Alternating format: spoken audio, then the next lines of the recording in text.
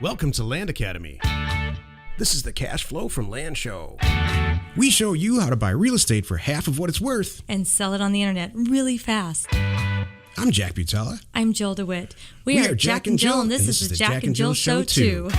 With over 15,000 completed transactions, we're the experts at acquiring property Of all kinds, not just land. for half price and flipping them for way more. All right, let's get this show started. Jack Butala with Jill DeWit. Hello. Welcome to our show today. In this episode, Jill and I talk about your imperative website benefits. Said another way, the benefits you receive by having your own website. I don't care if you're in the real estate business or not. Great show today, Jill. Let's talk about, let's take a question, posted by one of our members on successplant.com, our free online community. Okay. Mike T. wrote, I think this deal is dead. It is located in Arizona. Wife owned 10 acres and passed away a few years ago. The husband's been paying the taxes. Husband was never added to the deed after his marriage. Wife died suddenly, no will, no probate. Is this deal dead? No. Thank you. It's not. The question is, actually, no deals are really dead in these situations. That's the real answer. That's the philosophical answer. Mm-hmm. The question really is, how much are you willing to go through to get to own this property? Right. So if it's a regular Northern Arizona rural acreage 10-acre property, you're going to get $5,000 or $6,000 wholesale on the sell side, and you're probably going to buy for about $1,000, $100 an acre, right, Jill? Mm-hmm. So no, in this specific case, you would have to go through a quiet title action, which, by the way, is the exact same legal proceeding. It's a lawsuit, actually. Legal proceeding as when you foreclose on a tax lien. So I'm really familiar with it. And it's a heck of a lot easier than you think. You know, it's the same old story. You do the first one, and then they're all easy after that. Exactly. So it's a math question. You want to knock yourself out and go crazy. You know what Jill's done in these situations, and I follow up and close the deal, is she says, you know what, owner, there's no way that you're going to go through all of this and get this thing done on your own. So I'll give you $100 if you just comply and sign your name where I tell you to sign it, and we'll get you the thing out of your life, and you can stop paying taxes. Right. Well, and that's what I was just thinking too, like you said, you really are solving a problem for this person. You know what I mean? Getting something out of it, because they don't know what to do. No, they don't know who to call, and a lot of them, they're just going to walk away from it because they just don't, they're just stumped. I don't want to get into all the legal stuff, but these people were married, so this property is community property in Arizona. So he could just go through a quiet title action and get it into his name and then sell it to you, or you could do it for him. But it's funny. That's one of those things that it's easy for us. I do this often. I see this with you and I, with our friends. You and I will go off on these side conversations, and our friends look at us sideways like, what are they talking about? Exactly. And it's funny because I'm like, doesn't everybody know this stuff? Right. It's so interesting. It's just the most boring thing on the planet for most people. I was having a conversation with number 3 kid yesterday, and he said, I never want to do what you do for a living. And I said, seriously? Really? Yeah. And I said, well, what do I do? And he said, you sit in front of the computer all day. Well, I said, well, what am I doing on the computer? I don't care. I overheard that. He said, I don't care what you're doing. I don't want to sit in front of the computer all day. Oh, what's he going to be, like a professional surfer? So after, what's he I want? expected something like that, or a fireman or something. He's 12. Yeah. And in the end, what he said was, he wants to work in CAD, which is sitting in front of a computer. Oh, but then he wants to. Then he said, "quote unquote." Then I want to go downstairs in the basement with a welding torch and make the thing that I designed in CAD. I'm like, all right, I can get around that. Okay. How that's different, it's the mind of a 12-year-old. Who knows? Exactly. So yeah, for a lot of people, this stuff is really, really, really boring. But for some demented reason, Jill and I love it. Well, and so do all our listeners. Oh yeah. Maybe, well. Unless they're just listening for us. Our members do, for sure. I think half of our listeners just want to feel bad for us and they probably listen to our show, and then they feel a lot better about their own lives. That's what I was going to say. They walk away going, wow, I am so lucky. That's what goes on. Man, these two, whew, yeah. Boy, am I lucky. Yeah, everything's fine over here. Those guys, I don't have to think about that stuff. I just have to take a ticket. Next. Next. This is much easier. I don't have to think. Today's topic, the benefits of having a website. They're actually imperative. This is the meat of the show. I can't tell you the number of times that people have said, oh yeah, we went and checked you out on the website and everything looks good and we're ready to go. So especially if you're selling land or real estate or anything, when somebody Googles your name to check you out for credibility, they better come up with a good website, and you better have right on the front of your website, you should probably have maybe one of the best pictures that has ever been taken of you. This is not even my recommendation. It's I'm just regurgitating stuff that I've read about marketing and people and the whole thing. Jill and I have actually used our website for completely different reasons and gotten things that we wanted. And I'm sure Jill's going to tell a story about renting a house for quite a long time right on the Pacific Ocean. I have something I'd like to touch on first. Because of our website. I have to touch on, is the photo on the front of our website really your very best photo? No.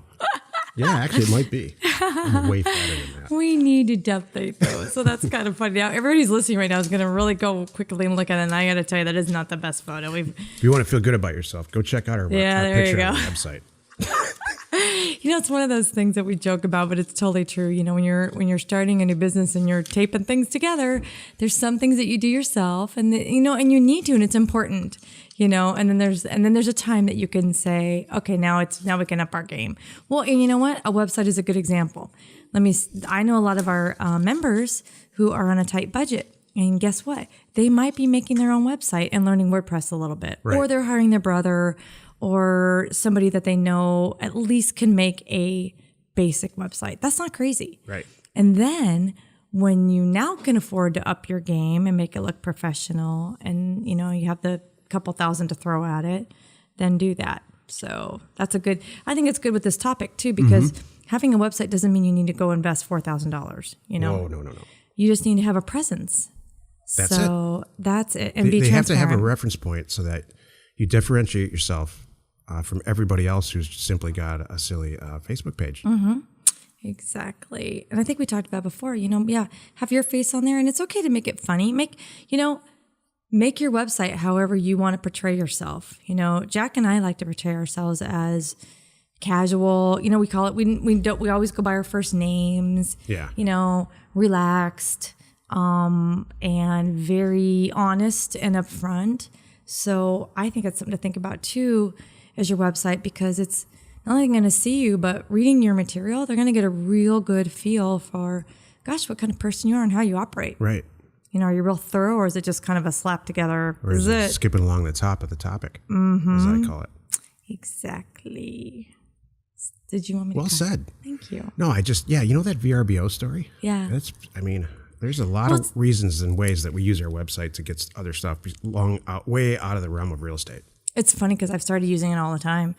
Anytime I need, even just to get a meeting with somebody sometimes. Get a meeting. I'll say, go to my website. I love getting a meeting like that. Mm-hmm. Maybe there's someone that I'm kind of like, reaching out to somebody at a different level. I'm like, look, we need to talk. And then they go to our website and they go, oh, okay. Because when people call you and they are not really familiar with you, this is a perfect example. But they can go to your website and go, oh, okay, they really are who they say they are. They really have that many deals, and they really have that kind of a whatever going on. Right. So they really have 252 of this show. I'm looking down, show number 252 today. Yeah. Of this, this show. You know what I mean? Yeah. They've done that many podcasts. Right, Joe. So I was doing that recently too, and I was looking for maybe outsourcing some of our podcast stuff. It was easy to call a guy and go check it out. It is a daily show, and there's several hundred there. Yeah. Every time we contact a marketing company to do some stuff for us, they all say, wow, you guys do a lot of podcasts. That's great. Plus we get all the SEO benefits of, of getting the transcription and getting it in writing and slapping it all over the place. So yeah, there's huge benefits to all that. Exactly. I took a sales course a long time ago, Jill, and it obviously didn't help, but I did remember a couple of That's hilarious. I remember one thing that the guy said. He said, every morning, what I want you to do is get on a phone. This is long before the internet. Pick up the phone and call somebody famous. Try to get to him. Call their agent, and he used. I've heard that tactic. Anybody, like call Brad Pitt or call somebody in your industry. The guy that is the CEO of the biggest company that is in your industry.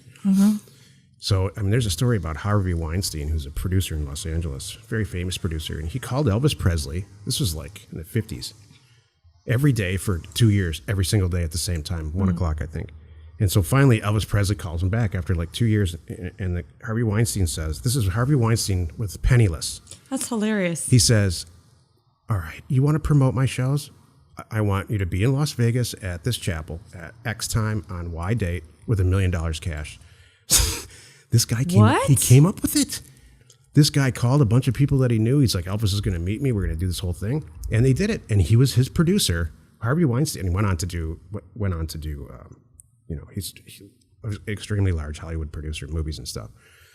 And that's a true story. Where do you come up with this stuff? I gotta ask. I gotta say, Jack. It's nice to talk to you, Joe. You know, it's so funny. I only talk to you on the show. It's hilarious. The stuff that you're reading, this is what's so interesting. Where were you in what realm were you looking for that? It's just kind of funny. I'll tell you. I'll answer the question. Okay. There's a documentary, or there was a documentary on Netflix streaming called Mensch, and it's all about Harvey Weinstein. Oh. And it's not Harvey Weinstein. That's a different movie. But anyway, I saw Harvey Weinstein's biography on. It's not called Mensch, but it's on Netflix thing? On Netflix, yeah, and his whole life story. That's how he started. Huh. Poor kid from Detroit. From New York, from New Jersey or New York, I think. Interesting. Well, that was very enlightening. Thank you. The point is, get a website. I don't care what business you're in, and even if it's just quite simply, JohnHSmith.com or whatever, and it's a picture of you and your family, exactly. And that's it. Yeah. Did you tell the VRBO story? I have told the VRBO story. Just now, though? No. Do you want me to hear it again? And this will really, and then we'll move on. This is really what it's all about. Yeah, it was in April. We were here in California, and we decided we weren't going to leave. And I was looking for a beach house, and I, did our thing where I'm going to make 10 offers. Let's see what comes back. And I mean, 10 crazy offers, because it was just beach house stuff. I isolated the ones that I wanted to rent it's vacation rental by owner, VRBO. And I threw out an email and I said, all right, here I am. I'm looking to rent a beach house here on the Strand for the whole month of April. I'm willing to pay X. Here's our website. Look us up. We're very respectful. Jack's. I love Jack saying your maid won't even know we were here, kind of thing. I threw that in there, and I said, by the way, I'm reaching out to several. So if you're interested, please answer me back quickly. And in 2 hours, had a place for the month of April, and I know she looked us up and checked us out and went, all right, it took all the research, the guesswork, all right, who is this crazy person out of it, and I know that's what got us our place. Yep.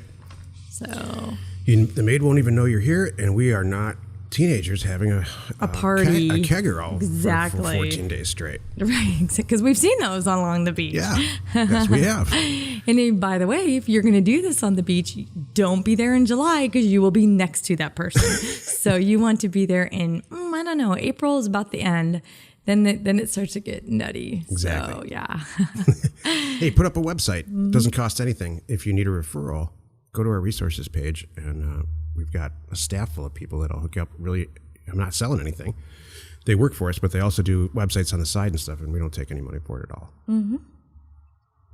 This is the Technical 2. 2 minutes of property investment advice from our 15-year, 15,000 deal experience, and this one happens to have nothing to do with real estate.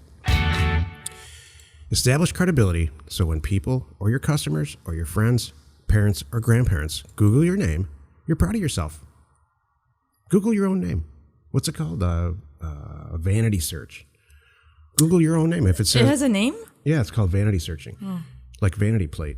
I didn't know that. And if your name comes up in your arrest records right there, you need to put some more content on the internet. Yeah, if the first thing you pull up is your mugshot, probably not a good thing. I got a mugshot story, and now is the time to tell it. Oh, my mugshot story? No, I don't have a mugshot. I don't have a mugshot. Your friend's Alabama mugshot story. Oh. It's worth telling. Seriously? Absolutely. It's fun. I laughed at this. Okay. All right. I'm trying to think, how do I shorten this? Some of my best friends from college and those years, my former roommate, I got to be careful. moved to another state and had a little. She's the CEO of a very large, very profitable company. Right, we'll leave it at that. Yes. Let's not going to say the that's it. state. I'm not going leaving to say what it I'm leaving is, it alone. anything like that. Okay, ahead. so yeah. But yeah, she bought this really, really big home, great home in a southeasternly state.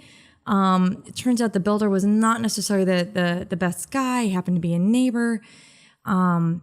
They kind of got into it, and it's a kind of a good old boys community where they came out and arrested her, and it was all... It was a Hatfields and McCoys thing. Totally. And it was all dropped. They didn't do anything right. You know, it was all just a weird thing, just, you know, whatever. So, but the poor thing ended up getting a mugshot that day, which is really kind of silly. Anyway, nothing came of it because it was all false. So, months later, going to get an ID for a concealed weapon permit.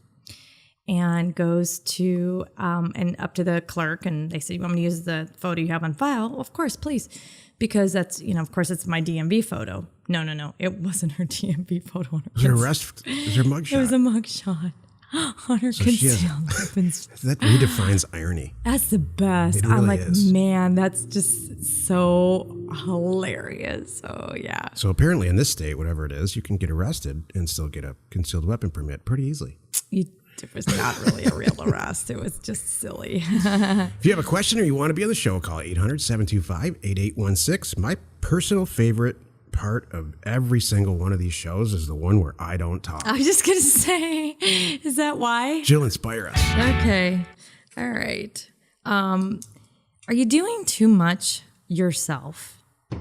Are you taking on too many tasks personally because you feel that no one can do it right or give it the attention it needs, and then maybe finding yourself bogged down? Because this happens a lot. I see this. I do this. I see this in our office. I see other people doing this, and it happens. So you have to really take a step back. So I just want to make sure, if you find yourself getting bogged down, take a step back and see, what do I really need to be doing all of this stuff? What can I delegate? And then, by the way, once you delegate it, does it really have to be perfect? I mean, think about what standards it needs to be. You know, one of my examples is a really good friend of mine. She runs everything. She does it in work and she does it in her home, and then we get together for a glass of wine, and she's a stressed out mess. And I'm like, why are you doing this? You know, you need to last night. Yeah, you need to delegate some things and just sit back and let them go. All right, you know, your employees, sure, they didn't do it maybe at your standards, but hey, it's exactly what it needed to be. And or your vendors. Yeah, and your vendors, and let that go, you know, kind of thing. So, you know, this whole thing, this is awesome, by the way. This whole thing falls under, I would categorize it under, it's going to get worse before it gets better. Yeah, you can do the task 30 seconds. I've heard that you've heard people say this a million times. You know, if you want to get it done right, do it yourself. Right. Well, turn that off. Right. Turn that off in your head because it's silly. Yeah, you can do it faster and better, and it's to your liking, you know, and then just move on. Or you can teach somebody how to do it, and then have some patience about the whole thing, and get them to where they're actually performing the task maybe better than you are, and it's running in the background. You can move on to something that you're really good at, like making deals in this situation. That's what I tell our members. If you're a deal maker, you're not a paper pusher. Get other people to do this simple stuff for you, and but make sure you know how to do it. You know, it's like math. You know, there's a reason you don't learn math. You know, how many times have you heard kids say, I have a calculator, I don't need to do this. Well, you need to know the theories and stuff. There's way more to it. So, yeah, you need to know most of this stuff yourself. Not all of it. You know, you don't need to know how to build a computer to use one. Right. So, that's awesome, Jill. Thank you. Manage some people. Don't micromanage them. Don't micromanage. Don't stay up all night doing your own stuff unless you're really young and poor and you're on your way up. Exactly. Hey, join us in another episode where Jack and Jill discuss how to use information, that's me, and inspiration, that's me, to get just about anything you want. We use it every day to buy property for half of what it's worth and sell it immediately. You are not alone in your real estate ambition. Good show, Jill. You cracked me up with that mugshot stuff, man. Oh my gosh, gosh, good story. You can't make that up. Funniest story. That's almost a movie script, right? That's good. That's really good stuff. Extremely intelligent, middle-aged, in her 30s, young woman moves to a southeastern state and gets discriminated against. Totally. Like blatantly discriminated against and then arrested for it. I know. And then her mugshot ends up on a gun permit. Exactly. Can't write that stuff. No, it's so good. Love it. Information and inspiration to buy undervalued property. We are Jack and Jill, and this was the Cash Flow from Land Show.